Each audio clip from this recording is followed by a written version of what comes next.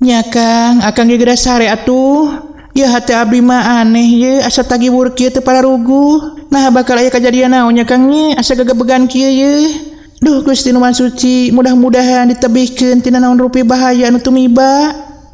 kitu cenah harita teh cek Iwin ari Wikanta maling reret harita teh bari pok nyarita nah nyarita kitu nyai narek aya naon kitu urang teges hampir setengah bulan di dieu teh sato-sato leuweungkeun we napsi-napsi anu penting mah urang teh ulah ngaganggu maranehanana tan wande maranehna ge moal ngaganggu ka urang kitu cenah cek Wikanta sabenerna hate Wikanta ge ngarasakeun harita teh aya pirasat anu kurang hade pane nyobatin Wikanta dina peuting harita asa bakal aya kejadian tapi teu digaruahkeun kana jadi pamajikanana ari mungguh Iwin